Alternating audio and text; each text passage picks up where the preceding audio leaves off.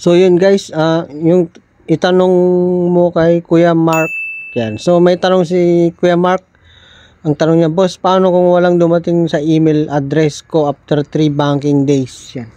So isa yan sa mga dahilan, idol, kung bakit walang dumating na email sa'yo. Maaaring mali yung email address na nailagay mo doon sa email address na nakaregister sa iyong RCBC payroll account. Yan. Isa po yan sa dahilan. Maring may isang letra man dyan na nagkamali ka.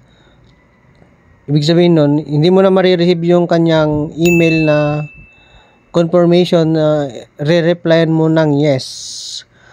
Yung email address po na yun, para ma-double check mo, dito po yun nakalagay sa eto, pag magre-register ka pa lang, may lalabas na ganitong email address. Kailangan mong i-double check po yung email address na yan kung tama yan doon sa pina-update mo doon sa RCBC. Ngayon po, kung hindi pa po updated yung email address mo at cellphone number mo, kailangan mo pong pumunta doon sa RCBC para magpasa ka ng active email address at cellphone number na i-connect sa inyong